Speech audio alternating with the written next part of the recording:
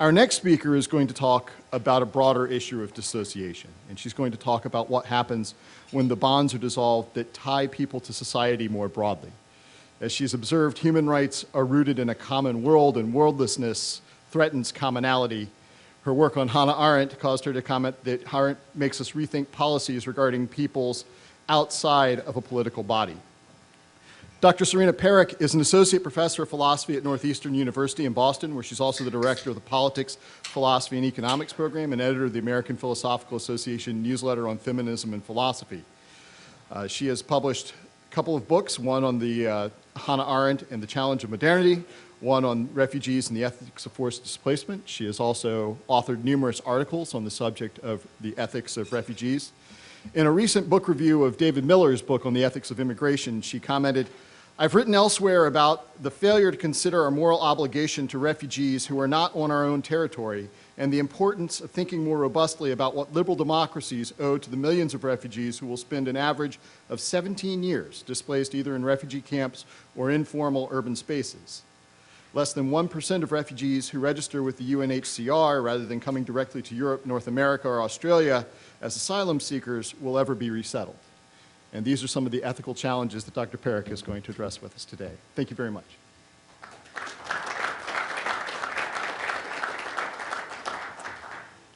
So first I'd like to say thank you so much for the invitation to come and speak to you all today. This is an extraordinary conference and it's an extraordinary group of scholars and thinkers and officers that I'm in the presence of. So I'm very grateful for this opportunity. So the topic of my talk today is going to be on our moral obligations towards refugees. This is a subject that I've been working on for a while now and something I'm very passionate about, especially in light of my very contemporary events around the world. So what I'd like to do in my talk today is something like this.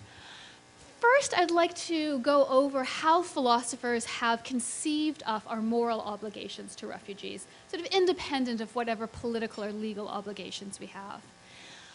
I then want to explain why, in my view, the usual philosophical frame is too narrow. And it's too narrow precisely because it doesn't consider what I refer to as the problem we have created. And I'll explain what that is as we go along. And in the last part of my presentation, I want to talk about what obligations I think flow from this different framework or this different way of understanding the problems around refugees. So to begin, I'm sure most people are aware of this, but I just want to give a few background definitions to make sure everyone's on the same page. So who gets to count as a refugee? So the traditional definition of a refugee, the legal definition of a refugee, comes from the 1951 UN Convention relating to the status of refugees and its 1967 protocol. And in this document, they define a refugee as, quote, "a person who, owing to a well-founded fear of persecution, is outside of his state and, owing to this fear of persecution on one of 5 grounds, race, religion, nationality, membership in a particular social group, or political opinion, is outside of the country of their nationality and is unwilling or unable to avail themselves of help of their country." So, when the international community drafted this definition of a refugee, it was meant to be deliberately narrow so that it encompassed people fleeing a certain kind of harm, namely state persecution, and not other kinds of harms. Most notably, it excludes, of course, who we would call economic migrants, people who are fleeing poverty, regardless of how extreme that poverty should be. One other definition that's important to keep in mind is the definition or the distinction between refugees on the one hand and asylum seekers on the other hand. In the context of the US, we resettle refugees. So refugees are referred to us through the UN. We screen them for an average of 2 to 5 years, and they are brought over via the State Department and then resettled through charities. Asylum seekers, on the other hand, show up directly in our country. They either come in with a visa and then ask to receive asylum. They show up at the border and ask to receive asylum in some other way. So they come directly to the country that they wish to consider themselves to be a refugee in. But we might ask, if that's what it meant in 1951, what does it mean to be a refugee today? And morally speaking, who ought we consider to be refugees? So while it's true that many, many people still flee persecution, the vast majority of people we would want to consider refugees are people who are fleeing failed states. And these are people you can think of as the following: people who have to leave their countries because they cannot secure the minimum conditions of human dignity, regardless of the cause. So in other words, they cannot access the things we consider basic for a human being to have a life of dignity. So there seems to be a growing consensus, if you will, among philosophers at least, that morally speaking, what's important about a refugee is less the cause of their harm than what you might say is the effect, namely the severity of their deprivation of human rights. And in all cases, of course, they have to be people who cannot be helped except by leaving their country. If there were a way in which we could aid people who cannot meet the minimum conditions of human dignity in other ways, by exporting aid, by delivering humanitarian goods, by intervening in a conflict, those might emerge as our moral obligations. But so these are people who cannot meet the minimum conditions of human dignity and can only be helped by leaving their country. So globally, the UN considers there to be about 23 million refugees, people who would fit the legal definition of a refugee. And the wider category is forcibly displaced people. And so this will include stateless people. It will also include people who are internally displaced, which the UN defines as people who are in a refugee-like situation, cannot access minimum conditions for human dignity, but have not crossed over their border into another country, and so do not qualify for refugee status. So before I go and try to argue for my own view of how we ought to understand our moral obligations to refugees, I want to just briefly go over what I think of as the dominant philosophical framework for understanding our moral obligations to refugees. So Michael Walzer, I think, begins the debate in 1983 when he writes a chapter in Spheres of Justice on membership. And here he begins the debate by defining refugees as people whose moral claims can only be met by taking people in. So in other words, they cannot be met by exporting wealth, by exporting money, humanitarian goods, reformulating trade policies, but they must be admitted to our country. So defined, I think he starts a debate over what can ground such a moral obligation to admit refugees to our country. And similarly, what ground can be given to exclude refugees? So there might simply be a ground of chauvinism, well, we don't want them, but is there a moral framework that we could give for saying that, look, 22 million people, we cannot take them in. On what ground can we exclude some refugees over others, perhaps, or limit them by their number? So I refer to this debate as the ethics of admission, and there's a wide variety of philosophical positions within this debate.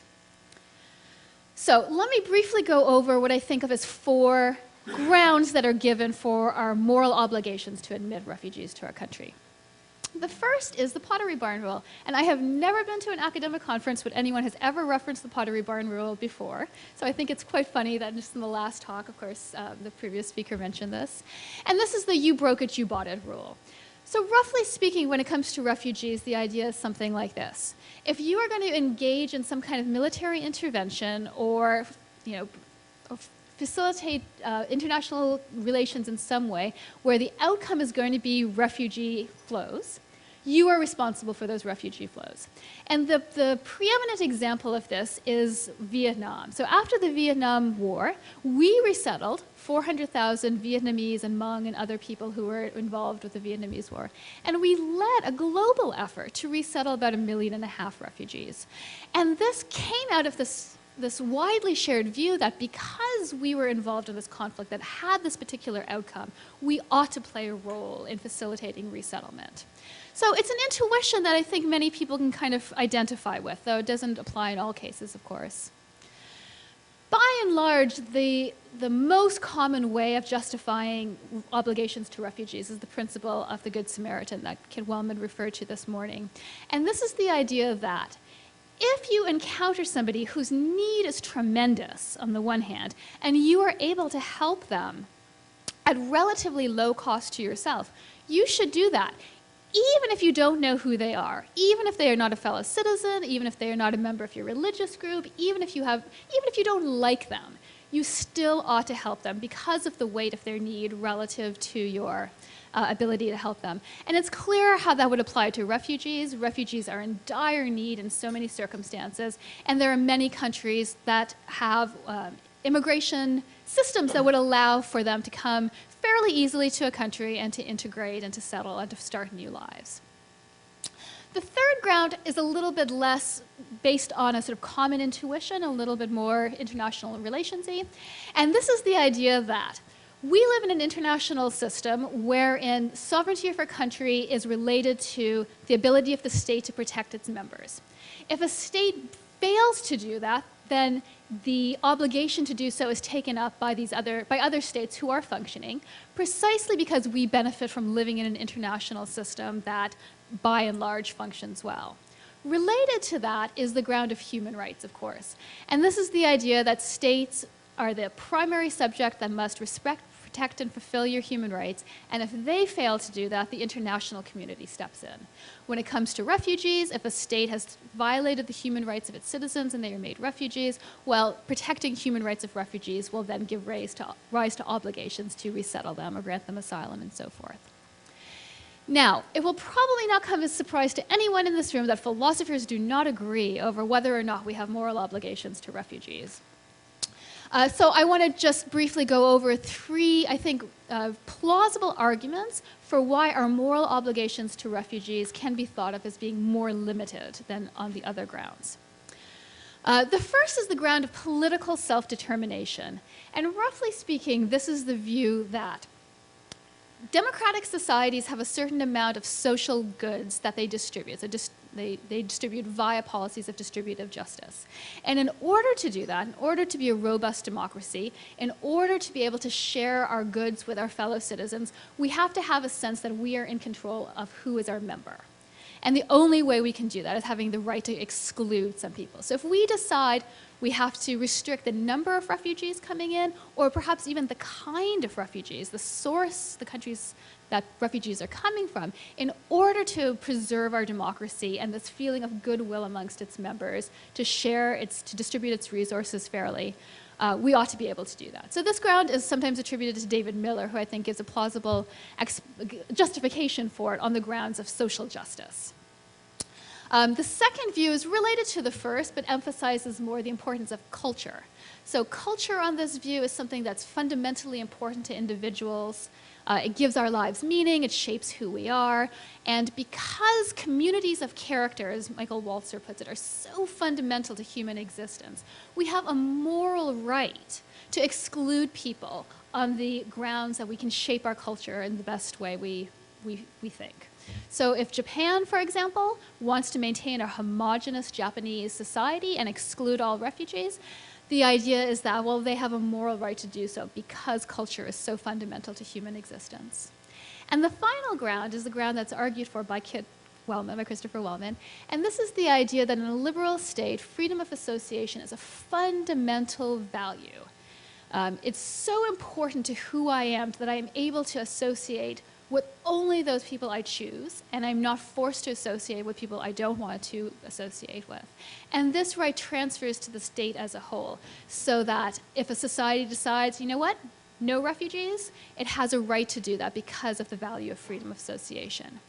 What I want to stress, though, is that for all of these thinkers, regardless of whether or not they think we have robust obligations to refugees, or we have limited obligations, or at least we could have limited obligations to refugees, they all agree that refugees make a distinct moral claim on liberal democracies that is different from the claim that immigrants in general, people who are choosing to come to our country and could choose to remain in their home countries, do not have. So in all cases, if we choose not to let in refugees, we still have some obligations to help them in some other way. So that, I want to suggest, is broadly speaking the way our obligations to refugees have been framed. And in my view, the problem here is not that these authors are incorrect, but rather that their focus is too narrow. According to this framework, Western societies, Western liberal democracies, are rescuers. And the assumption is that refugees are fleeing their home countries due to no fault of our own, and our job is to figure out what help, if any, and how much we will give to refugees. And this ignores what I refer to as the problem that we have created. And this is that refugees, by and large, are unable to access refuge.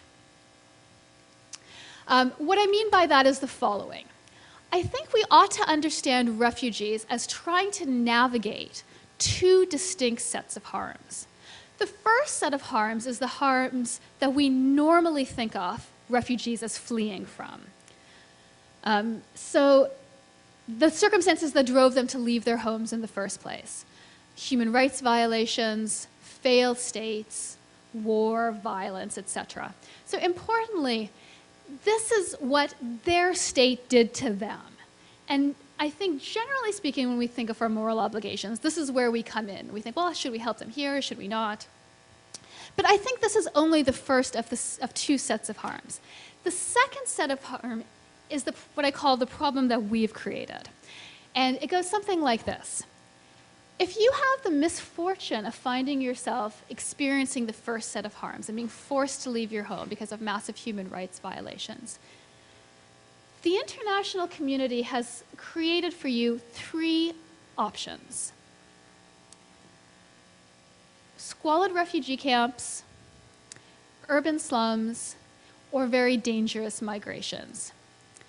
And for refugees around the world, this is the global refugee regime. These are the circumstances that they then have to navigate once they've found themselves outside of their home country.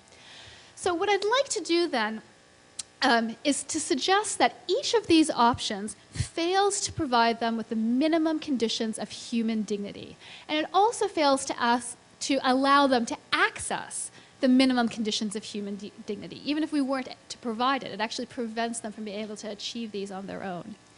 So let me briefly go over these three different options and stress what I think are some morally salient features of each option. So the first option is refugee camps, and about half, slightly less than half of refugees around the world will live in refugee camps. So you cross over the border of your country, you go to the UNHCR, the UN High Commissioner for Refugees, and you register yourself with them. This is how you will come to find yourself in a refugee camp. There are some positives of refugee camps, namely that in the immediate aftermath of a conflict, you will find yourself being given food and shelter and a minimal level of security, which is a tremendous good that refugees will receive. Absolutely. Your basic needs will be met. You will have some shelter, you will have some access to food, you will have some access to clean water, and importantly, your children will have access to education. All of these things are very, very important to refugees. Definitely. There are some important downsides, though, that I don't think we consider as seriously enough. For example, the biggest downside, and the downside that is actually causing refugees to refuse to register in UNHCR camps, is that you must give up your autonomy. Once you register with the UNHCR and go to a refugee camp, you are not allowed to leave. You may find yourself trying to escape, but you are not allowed to leave. You are not allowed to move within the camp. You are given a plot, a place to live. You cannot relocate that to another part of the camp if you choose to. You are not allowed to work. So in other words, there's nothing you can do to improve your circumstances in a refugee camp. You give up your autonomy, you wait for your rations, that's it. Of course, don't get me wrong, this is not how refugee camps actually function. Refugees remain agents, there's thriving black markets in all of these refugee camps. People will sell their meager food rations and go hungry for several days in order to have 10 minutes or 20 minutes of access in an internet cafe to keep in touch with friends around the world. So people figure out ways of living and making meaning within camps. But by and large, officially, they are not allowed to do any of these things. Food turns out to be very, very meager at best. Oftentimes, refugees will have to choose between starving in one refugee camp or returning to a conflict zone in another option, which happened in Jordan for Syrian refugees in 2013. Freedom of movement is denied, as I mentioned, which becomes very serious in certain circumstances.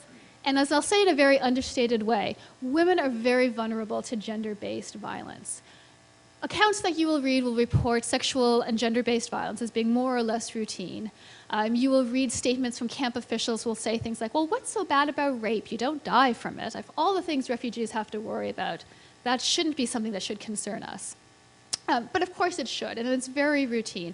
And I should mention that this occurs not only in refugee camps in the global south, but in refugee camps in Europe as well. Now remember, as my introducer said in the very beginning, the average length of time you are likely to remain a refugee in the 21st century is 17 years. So all the things I've described, you might think, well, that's not so bad for a year. It might not be so bad for 2 years or 3 years, knowing that you have something to look forward to. But you are likely to spend 17 years is close to a generation, sometimes much longer, depending on the conflict. So 17 years turns out to be the average. And this is a refugee camp in Dadaab, Kenya, which was built in 1992 to hold 90,000 people, and as of today holds about 500,000 people. So you have people in this refugee camp who were born here, who have now gone through a full schooling program and have gotten a Western education. They're still not allowed to work at the end of it, but they've gone through the program. They themselves are now getting married and having children. The quote on the top is from a journalist named Ben Rollins, who spent years following 10 refugees through Dadaab in Kenya. And his description is this: Dadaab is a groaning, filthy, disease-ridden slum, heaving with traumatized people without enough to eat. Crime was sky high and rape was routine. And the crime, of course, is amongst refugees and from people from the outside, as well as from UN workers who, UN workers and the Kenyan government as well, who refer to Somali refugees as ATM machines, because if you can get them, you can extort money from them in various ways. So you might be thinking, well, this is a terrible example. This is as bad as it gets.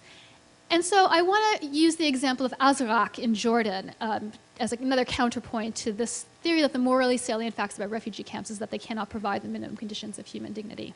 So in 2016, the UN says, right, we've figured out what we've done wrong in refugee camps, we've talked to people, we've read the scholarly literature, we're going to build a refugee camp in Azraq that gets it right, so to speak. So they themselves refer to Azraq as a model refugee camp. It was built to hold 120,000 people, but as of 2017, at a time when the Syrian refugee crisis has about 11 million refugees, 6 million internally displaced, 5 million outside of the country, it only holds 30,000 refugees. And the reason why is because Syrians refuse to go to this refugee camp. It's in the middle of nowhere, so once you are there, you're cut off from contact with any of your friends and relatives in other parts of Jordan and Lebanon, and certainly people who have made it to the West. You're not allowed to work, so there's literally nothing to do. You are in these little metal tins all day long. There's no electricity for fans or fridges. Food, as I mentioned, tends to be very meager, and people will report their food vouchers running out after 2 weeks. People will refer to it as a prison, and you'll hear over and over again, the UN will give you vacation passes so you can leave the camp, and they'll use these to escape. And in some cases, they'll say, well, I'd rather go back to Syria than remain in this kind of a refugee camp. So why, you might ask, would people choose to stay in camps? There are many reasons. I mean, sometimes this is the only option that people will have. But the main draw of refugee camps is that it's the only way you can qualify to be resettled. It's the only way the UN will refer your case to a Western country for resettlement. But you'll remember your chances of being chosen for resettlement, globally speaking, are about 1%. And refugees know this. Refugees are incredibly connected, incredibly socially aware. So it's not surprising then that many refugees are coming to choose the second option, which is informally settling in urban centers. Since about 2016, the proportion of refugees living in urban spaces has gone up to just a little bit above the majority. So it's 51% now, or something close to that. So you basically, instead of going to the UNHCR, you go to the urban part of the country that you find yourself in. You find friends, you find family, you rent an apartment, you try to find informal work. And the advantages is, of course, that you are able to maintain some semblance of control over your life. You maintain your autonomy, but many downsides, as you can imagine. In particular, fewer than 1 in 10 are able to access any kind of international aid. So all of the aid that we put into the developing world to house refugees go to refugees in camps, and almost nothing goes to refugees in urban settlements. And in Jordan and Turkey and Lebanon, the majority, over 80% of Syrian refugees, choose instead to live in these informal urban settlements. And perhaps most heartbreaking, so housing conditions are very basic. This is not uncommon to see several families living in one room because, of course, Syrians in, say, Lebanon or Jordan are tolerated, but they're not there legally. So you can raise your rents, you can exploit workers, and there's very little recourse that refugees have to fight against these injustices. But perhaps most heartbreakingly, when you hear accounts by refugees living in these urban centers, what they'll say is they might not have been able to scrape together enough work to get food for their children or buy clothes for their children or get themselves out of debt. But the worst thing is that their children cannot go to school. And so you'll hear this referred to as the lost generation of Syrian children. And Syria, of course, was a middle-income country, very well educated, and now they're seeing their children go 6, 7 years without any access to education. So this is Mohammed, who's a Syrian refugee in Lebanon, who's very typical of refugees in Lebanon. So I thought this title of the UN article, UN report, was very striking. So now the majority of refugees in Lebanon are destitute. And in Lebanon, 25% of the country is now refugees, which is extraordinary, up from 20% not too long ago. 76% live below the poverty line, 87% are in debt, and 9 in 10 households are food insecure. Okay, so those are the two options that you will face if you happen to be a refugee in 2018. Now, given this, it's not surprising that some people will think, well, what other choice do I have? I don't want to stay in a refugee camp for the next 20 years. I cannot survive, in these urban slums doing what I'm doing. I certainly don't want to see my children grow up in these environments. So what other choice do I have? So of course, the third choice is to come directly to a Western country to seek asylum. And as I mentioned, in order to seek asylum, you must be physically on the territory of the country that you want to grant you asylum. So if you're a Syrian refugee and you want to come to Europe, you have to somehow get to Europe. But here's the rub. There is no legal way to get to Europe. And for many people who would like to seek asylum in the US or Canada, there's also no legal way. There's no visa that they can get, and as a result, airlines will not sell you airline tickets. As I mentioned, Syrians, middle-income country, they had plenty of money. They could have paid $1,000, $2,000 to buy a plane ticket. The journey that I'm about to explain to you will cost them $20,000, $30,000. So they could have bought a ticket, but we don't allow them to. There's no way they can come to Europe. Older migration routes, so prior to about the 1980s, there were various routes you could take from North Africa and the Middle East to get into Europe. All of those have been shut down. So all those easy migration routes have been closed down. Borders have become more securitized, fences have been erected. So if you want to claim asylum in 2018, your only choice is smugglers. Here you have an image of a Facebook ad advertising a smuggling journey from the Middle East to Europe. And it reads, a trip to Italy next week in a big, fast tourist yacht, 2 floors, air-conditioned, prepared for tourists, recommended for families. And I like this because it shows how common it's become the smuggling industry has become. To this day, you can go on Facebook, you can find various smuggling ads, people will post comments. Smugglers, they have reputations, and so you would want to you want to find a smuggler you can really work with. And so it'll probably also not surprise you to learn that those yachts are not what transport people from the Middle East to North Africa to Europe, but it's more likely to be either a wooden fishing boat, which was more common coming out of Libya prior to 2015. But of course, the boats are confiscated or destroyed along the way, so they don't get them back. Those can be kind of expensive, so increasingly what you see are these rubber dinghies, so that people are going into.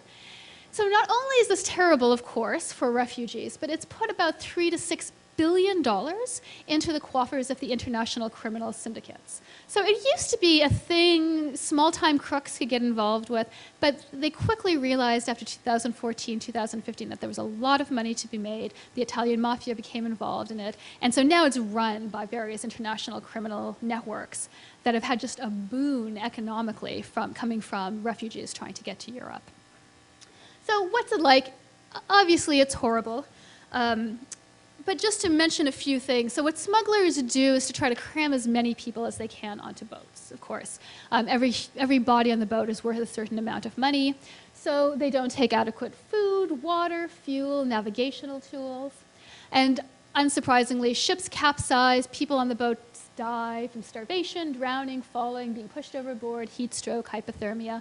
And of course, people are fleeing with their families, with their children. So people are putting their children in these situations. And again, and search and rescue operations, of course, have actually been diminished since October 2015, because the idea was that it would be a pull factor for people. People would be more likely to take the journey if they thought they would be rescued at sea. So now we have actually, in 2016, 2017, many fewer people taking the journey, but much higher proportion of people dying at sea than they did in 2015 when there was more robust search and rescue operations. So why? Why would somebody do that? Why would you take your children on a voyage like this? And I think there are two quotes that are helpful to remember when we find ourselves thinking this. One is an Eritrean proverb that says, "A dead goat doesn't fear the butcher's knife." So if you ask people about to embark on this journey, why would you put yourself in such danger? They would say, like, we're already dead. Think about the options that I just mentioned. That's what I have to choose between. So let's give it a shot. Maybe I make it, and maybe my children can have a better life. And as an Eritrean nurse put it, if we had any other choice, we would not do this. It's not our choice to penetrate the sea. But if the government won't help us, if UNHCR won't help us, if nobody can help us, then our only option is to go to the smugglers. So what I want to suggest then is that this is the global refugee regime. And it stands in stark contrast to the options that were envisioned in 1951 when the UN Convention was written. There, they thought the three options for refugees were going to be resettlement in a third country, voluntary repatriation after a conflict would end, or integration in the country that was hosting them. But as you can see, none of those three options are in fact solutions for refugees. So in 2018, the vast majority of refugees, around 90%, remain in the global south, either in underfunded, insecure refugee camps or in urban squalor, for, on average, 17 years with a 1% chance of being resettled. The other 10% take their chances on being smuggled into the West, risking torture, sexual assault, and death. And I want to suggest importantly that these aren't just natural facts of the world, but this is an injustice that we as members of the international community have created. And consequently, for us as philosophers and political theorists and ethicists, we ought to consider this when we think about what our moral obligations are to refugees. Here's the problem, though. If it was just us hurting refugees, just us doing bad things to refugees, you could point to an injustice, a violation of a duty that we have committed. But in this frame, you might think, well, but what did we do? We didn't do anything wrong. We just had our immigration policies, we set our refugee goals, we are a democracy, we figure things out that work for us. How can we think of this as an injustice? And I think philosophically, like, this is one of the biggest problems. So my view is that we ought to understand the global refugee regime as a kind of structural injustice.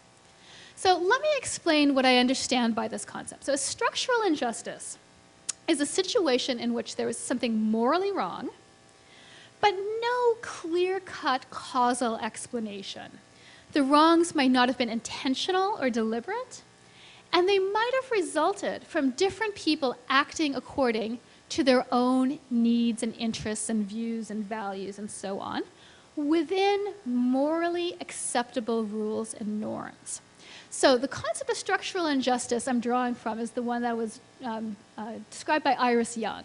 And her example is sweatshops of a structural injustice. So the clothes I am wearing were very likely made by a child in the global south. And most of us think that is terrible, that is an injustice. But I didn't intend it. I didn't intend for that child to work. It wasn't the result of a bad choice made by the child or her family. In many cases, that was probably the best choice she could have made in order for her survival. It was everybody acting according to their own interest, according to morally acceptable rules. Right? The factory owner is just trying to get the most he can for the clothes he's making. The buyers in the West, same, trying to maximize their profit. So it's hard to pinpoint the injustice. But nonetheless, I think we can say clearly that there is an injustice that's at work here. So I want to say that we can understand the global refugee regime as a structural injustice, and as a result, a different set of moral norms will follow from this. So the outcome is unjust. 2% of refugees have access to solutions. The rest are consigned to living in misery. I don't think this was due to malicious intentions of states. I certainly don't think it was due to bad decisions of refugees who are trying to navigate amongst all of these circumstances as best they can. But it is due to each state acting according to their own interest, which increasingly is to keep refugees away. And I mean, not just to not resettle refugees, but to keep them physically away from their territory so they don't have to assess an asylum claim. And by and large, it was through morally acceptable practices, securing borders, limiting refugee resettlement, and villainizing refugees for political gain. Now, I just threw that one in. I don't actually think that's morally legitimate. But it is certainly a common practice amongst many states. So if you'll go with me with that and accept that the global refugee regime is a structural injustice, what does that mean for how we understand moral responsibility? So I think thinking of it as a structural injustice allows us to focus our lens less on intention and less on the individual policies of states and more on the outcome. So it doesn't matter why we did it. It doesn't matter who caused the refugee outflow. So is it Bashar al-Assad? Is it Russia? Is it our failure to intervene? It doesn't matter. Those are secondary questions that aren't relevant to our moral obligations to refugees. It doesn't matter why we enacted the policies, whether it was under a president we liked or a president we didn't like. And it also allows us to move away from the rescue mentality, which is that as long as we're helping, it doesn't matter what we're doing, which I think underlies a lot of our ethical thinking about refugees. And I want to just gesture in an account of responsibility that I think can flesh out this view of structural responsibility. So both David Miller and Iris Young say, look, if in terms of structural injustice, we can account for responsibility not in a traditional way, but in ways that they refer to as either political responsibility or remedial responsibility. And so it's not that we are guilty for causing a direct harm, as it's sometimes talked about when we talk about injustice, but it was an outcome of our collective policies that were done in our interest, and policies that we significantly benefited from in all kinds of important ways. And as a result, we have a remedial responsibility, an assigned responsibility to address these injustices. So to wrap up, I want to just suggest 3 things that flow from framing our moral obligations in this way. Not to exhaust all of our moral obligations, but to suggest 3 ways we can approach it. The first is that I think this encourages us to move away from the ethics of admission.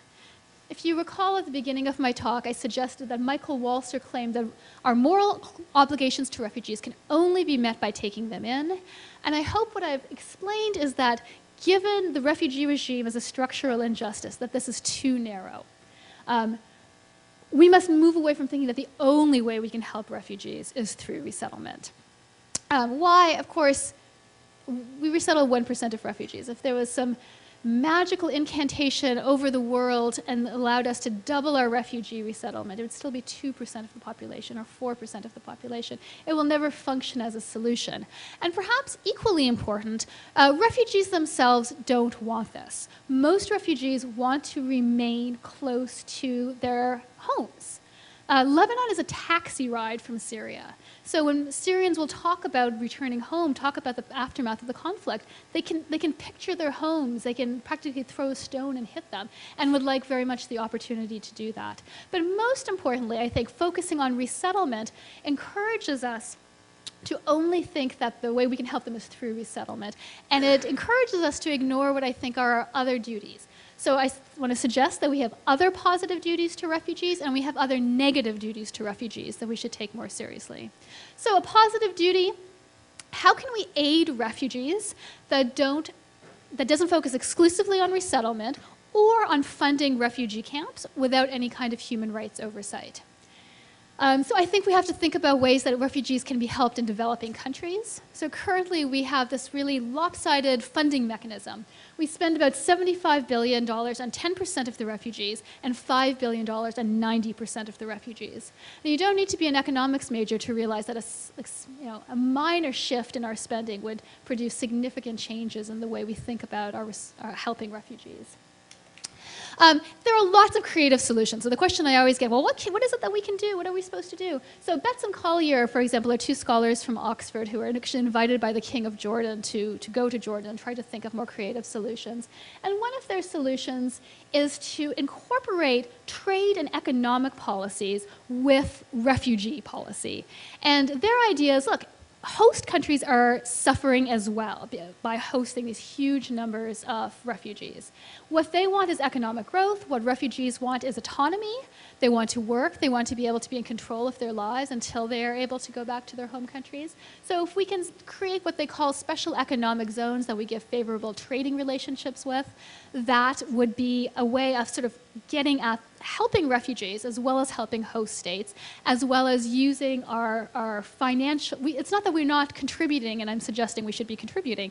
We contribute billions of dollars to the refugee regime. It's just that we do it in ways that actually undermine the rights of refugees rather than support them. But third, and I think this is almost entirely absent from the refugee literature, I think we should take seriously the ways in which we violate the negative duties towards refugees. So a negative duty is a duty to refrain from harming. And I think there are plenty of examples in the world at this very moment of us instituting and supporting policies that actually harm refugees. So one example is offering asylum in the West without a safe and legal way to get into the country. The result is, of course, smuggling, which leads to extraordinary suffering and extraordinarily high levels of death. Now, you might think, well, this isn't a negative duty, right? We're not the smugglers. We're not harming them. But this is a predictable, foreseeable consequence of our policies. And we ought to realize our responsibility for that predictable, foreseeable consequence. Offshore processing zones, for example, in Australia, we maybe hear less about this, but they are, so Australia will intercept asylum seekers and put them in processing zones in the South Pacific. And they are so bad that charges have recently been brought to the International Criminal Court because the conditions are so horrific. Children are separated from their families. And again, I think this is a violation of our negative duties to refugees. So, roughly speaking, we need two changes. One is institutional, right? We need to rethink how we're able to help refugees. We need to make asylum safer, support refugee integration, and think really seriously about the oversight for human rights oversight, both in refugee camps, of which the US is the largest funder of, as well as in other places, and Europe not the least, as US as well, of course. We also need a normative change, a change in the way we envision and discuss refugees. So I think the norm at the moment is refugees, by and large, don't matter in any significant way. For example, I think there is a political norm in which states do not criticize each other for their treatment of refugees and migrants. The UNHCR, sure. NGOs, absolutely. Civil society, definitely. States, almost never, even when it rises to the level of crimes against humanity, as the charge is for Australia. But I think there's also a norm in philosophy. So philosophers will debate, to what extent are we justified in excluding refugees? And once we come up with a way of bracketing off who we can accept and who we can't accept, nobody ever says, well, what happens to refugees who every country justifiably excludes? And so we don't think about the implication of these policies of exclusion when they're applied at a global level. So I think this reflects a sort of normative stance towards refugees. So in conclusion, I want to suggest that we think of resettlement like we think of affirmative action for addressing racial injustice. Focusing on the ethics of admission is like focusing on affirmative action.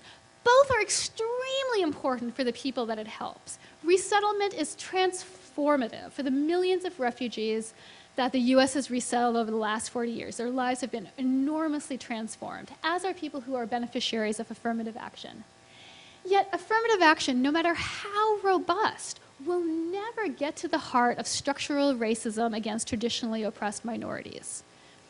Similarly, resettlement, extremely important, asylum, extremely important, but it will never get to the injustice at the heart of the refugee regime that I've tried to discuss.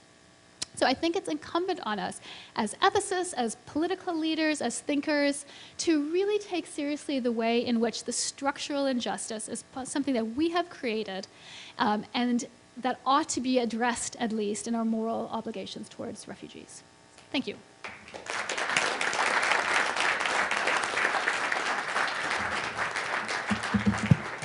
So thanks very much. We have about 15 minutes remaining for questions. Please, if you have a question, come up to one of the microphones, and I'll let Professor Parekh. Thank you for a really wonderful talk, and for a talk that remedies, I think, the greatest deficiency in the usual philosophical engagement with immigration issues. Just a couple of suggestions. One, I think especially when you're talking to American audiences, you ought to talk about what goes on the southern border of the United States, especially with respect to the harms that result to migrants in the dangerous passage they make from Honduras or Guatemala across the Sonoran Desert is where I work with a group south of Tucson. And they're preyed upon by the drug cartels, they're preyed upon by bandits, women are routinely raped. The Border Patrol has a deliberate policy of brutality and humiliation to try to deter migrants. If they're caught, they're sent to Operation Streamline in the federal courthouse in Tucson, which is a travesty of anything like criminal due process. There are human rights violations of every kind you can imagine. It's predictable, and this is the point that you made. This is a predictable consequence of our border policy. Now, I want to scale this up to a philosophical point, and that is, for people like Kit and David Wellman, Kit argues in terms of freedom of association for a very strong right to exclude people from your country, and David Miller argues, as you pointed out, in terms of political self-determination. But my question is this: if it turns out that the exercise of those alleged rights predictably results in the kinds of harms that you're talking about, then it seems to me there are two possible conclusions you draw. One, you should go back and rethink and maybe the right doesn't exist. Or the other conclusion is, even if the right exists, you shouldn't exercise it. And what I worry about is that when philosophers do a good job of making a case for what the right is, they don't take the next step that you've done, right? And ideology can be promoted not just by what you say, but what you don't say. And if you say that there's a right to exclude and you don't go on to say that under real-world conditions it's morally wrong to exercise it in many cases, then you've given ideological cover to people who aren't as astute as you are about the philosophical arguments, but instead will take your claim that there is a right to exclude immigrants and run with it to justify the status quo. Okay, thank you. Yes. No, you're absolutely right about the southern border in the U.S. I've just been immersed in the literature on the European crisis at the moment, but you're absolutely right that everything that I've said applies as well to the U.S. And it's not a political thing. I mean, this was under the Obama administration that most of these policies were enacted with all of the reprehensible consequences in these really interesting ways. So they don't align politically at all in the U.S. The philosophical point, I think you're right. I think usually what people would say is that if you have a right and then these real-world conditions and the consequences are going to mean human rights violations for other people, you ought not to exercise it rather than that the right doesn't exist. But I think you're right that even making that explicit is an extremely important dimension of the argument. So if it turns out that you have a right that you can in practice ought never to exercise, it really undermines maybe the force of that right or causes you to rethink the way in which that's framed. Yeah, thank you very much.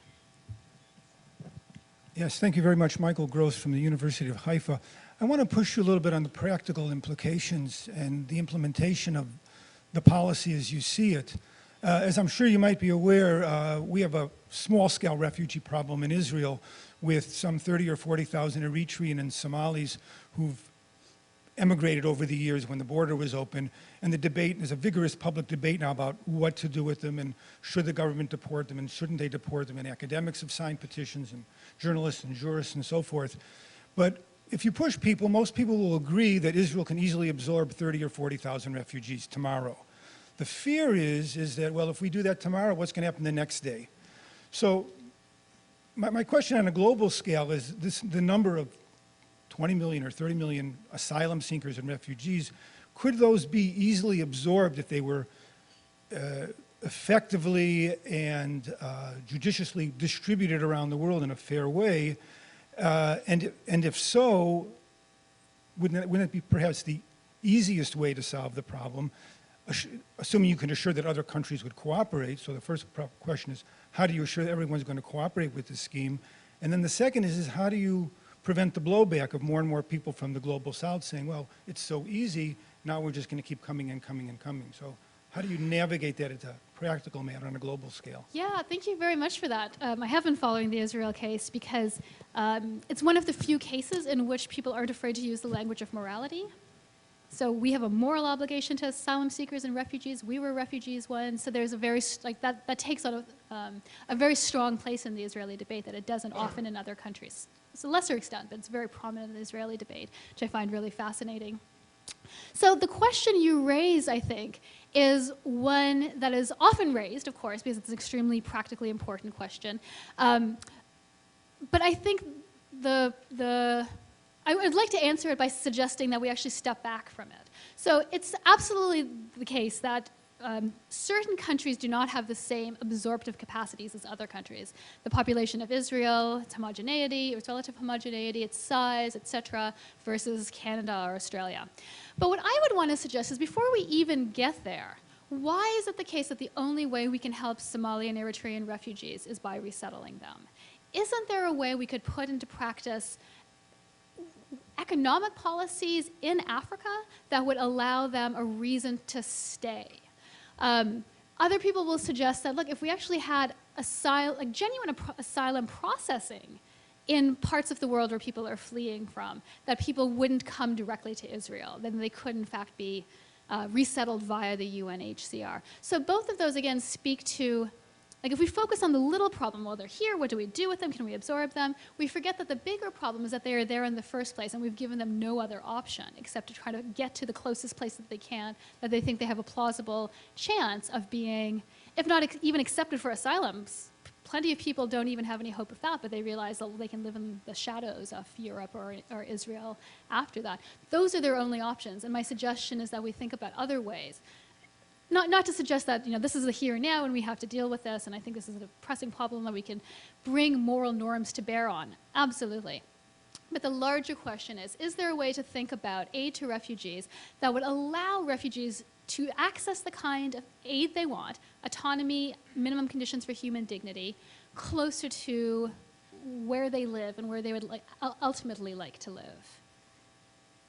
Oops. Hi, Steve Woodside from West Point. So thanks for the talk. That was great. Thank you. One concern I had was, and maybe it was just an overstatement, but was the idea that you said that it just doesn't matter who caused the harm or who caused this situation more directly or something like that. From a philosophical standpoint, I think it does matter. And again, maybe you just overstated, but I'll let you talk in a second. But certainly it matters in the sense of distributive justice that the people who cause the harm more directly, or they should bear more of the costs. That's not to say that others, by way of wrongful omission or the structural injustice that you're talking about, should bear some of the cost. And maybe we'll have to bear a lot more of the cost if the others who have directly caused it won't contribute to the cost. But I think that's still an important, at least philosophical distinction, and maybe has practical importance as well, that we look first to, let's say, the United States has more directly contributed or caused some of this, and we're more able financially. They should look to the United States, these people, for us to bear most of the costs as a matter of our moral responsibility, more responsibility than other countries perhaps in a given situation. So yeah. Yeah, Thank you very much. Yeah, so let me clarify what I have in mind there. So that's kind of the first ground that I mentioned, the Pottery barn rule, you broke it, you bought it. And if it is indeed the fact that one place caused the circumstances that ended up with this refugee outflowing, they ought to bear the cost to it. Of the cause of the refugees, what I want to suggest is this larger structure of the global refugee regime doesn't bear on that. So it might be the case that the US invaded Afghanistan, and that has now led to the destabilizing of the regime and the outpouring of 3 million refugees in Pakistan and other places. And that's maybe true, maybe debatable, but the fact that Afghan refugees in Pakistan only have these 3 options that themselves I consider harmful isn't solely the result of the US. And it seems, just as a practical matter to me, that we get bogged down in that debate. For one, and the other is that international relations are so complicated that there are plausible stories that can be given on both sides. So I think of the Syrian crisis, which I've been reading reading a lot about because it's such a tremendous crisis. There are people who will vociferously argue it is not the West's fault. It is an internal Syrian matter that emerged out of these circumstances within Syria. And others will say that's ridiculous, it is connected to all these other interventions in the Middle East and so forth.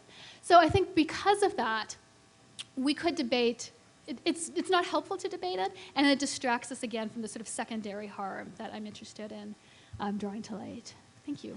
So we have time for one very brief final question from David Roth.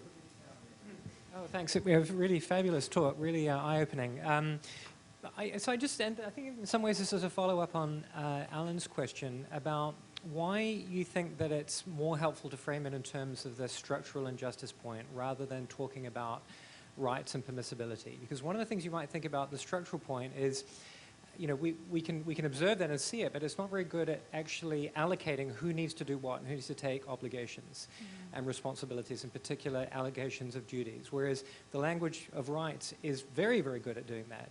And it strikes me that when you describe the situation as one that arises out of essentially the permissible actions of agents, you don't really mean that. And Alan's example of a right, a liberty right that you ought not to exercise is exactly an example of that.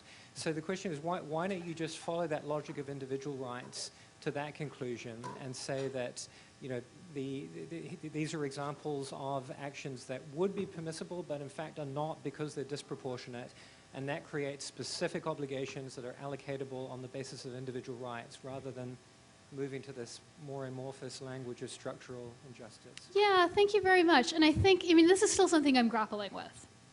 Absolutely. So how do you think about an undistributed duty, and what's the best way to keep the moral ground as broad as possible? Because I don't want it to be the case that we say, well, it's America's fault and Israel doesn't have to worry about it. So I don't want to do that. So I want to make sure that we think about our positive duties to refugees as broadly as possible. But then the danger is, of course, these duties are undistributed, like all positive duties are, and it's hard. People will say, well, that wasn't me, I didn't mean it, something like that. You do it, you're in a better position too, and they keep getting bounced around. And perhaps the language of rights is a more applicable language. Maybe that's the case. I think international law doesn't give us much ground for saying that rights have been violated. Let me explain what I mean. So in the Refugee Convention, of course, there's very strong language about the rights that are owed to asylum seekers, in particular non-refoulement. They cannot be sent back until we've assessed whether they have a well-founded fear of persecution. And there are almost no rights that Western states, or any duties Western states have towards refugees not on our soil. We don't have to resettle them, and we don't have to fund them. So I think it makes it harder than to say that you've violated a negative right. Now, you might have violated a right in exercising a right that you have imprudently. It's led to bad consequences. It's been unfortunate. But you might say, well, look, but it's still my right to do that. And I think it's my right because I represent my country, and I think it was right for my country, and I'm sorry it's led to this, but it's still something I would like to do again. So I think I don't know that it's any easier to make the argument for responsibility via the language of rights than I do structural injustice. And it seemed to me better to describe this phenomenon in this way than it is as merely a failure of states to uphold their rights and their duties or something like that. But Thank you very much. So thank you very much once again, and as a token of our esteem, you will receive the fashion accessory of this year, the USS Stockdale Ball Cap. I've always wanted. So unless there are any admin comments, I think our next event is to move to lunch. Is that correct? So, thank you.